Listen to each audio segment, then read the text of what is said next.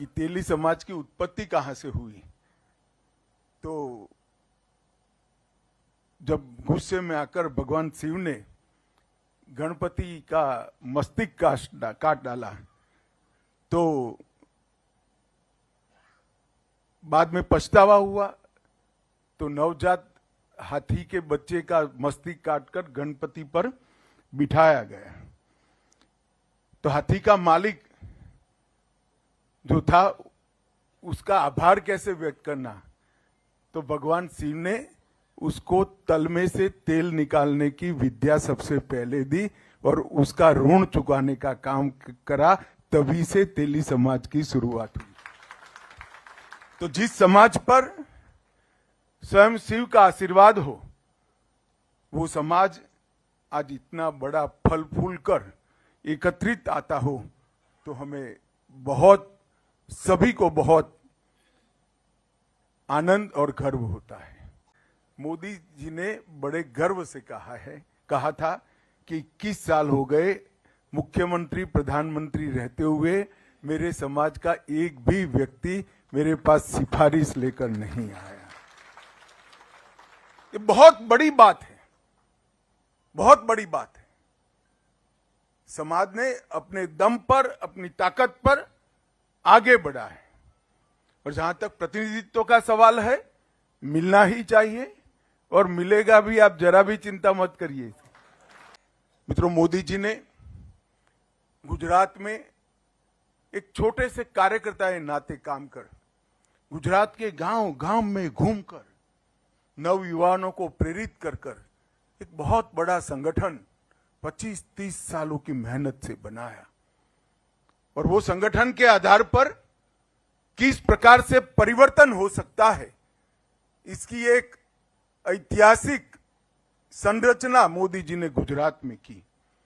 और जब मोदी जी गुजरात में मुख्यमंत्री बने और मुख्यमंत्री के नाते करे हुए कामों के आधार पर जब देश के प्रधानमंत्री बने, तब देश को गर्व हो, इस प्रकार से इन्होंने देश को चलाया है।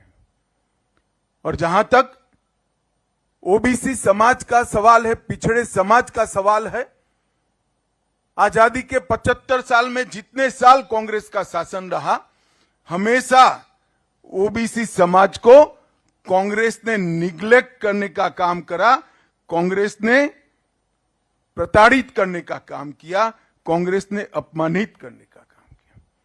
भारतीय जनता पार्टी का शासन आने के बाद ओबीसी समाज के सम्मान का एक नया सिलसिला प्रधानमंत्री जी ने करा, मोदी जी ने किया।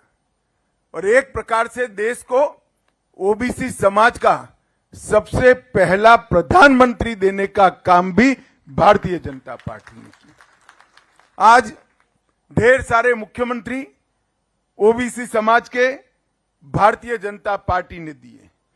ओबीसी कमीशन को संवैधानिक दर्जा देने का काम भारतीय जनता पार्टी ने किया है। और पहली बार देश के मंत्रिमंडल में 27 मंत्री ओबीसी समाज के हो, वो भी भारतीय जनता पार्टी और नरेंद्र मोदी सरकार ने किया। पहले केंद्रीय विद्यालय और नवोदय विद्यालय में रिजर्वेशन नहीं था, रिजर्वेशन लाने का काम भारतीय जनता पार्टी की सरकार ने किया। नीट की एग्जाम में रिजर्वेशन नहीं था, वो रिजर्वेशन लाने का काम भारतीय जनता पार्टी की सरकार ने किया। ओबीसी के युवा उद्योजकों के लिए एक वेंचर कैपिटल फंड बनाने का काम भारतीय जनता पार्टी ने किया। और ओबीसी की सूची में संशोधन की भी, बार बार संशोधन की शुरुआत भी भारतीय जनता पार्टी ने की। आज तक कांग्रेस लगभग 56 साल तक देश में शासन पर रही, परंतु कभी भी ओबीसी समाज के सम्मान के लिए एक भी काम नहीं किया।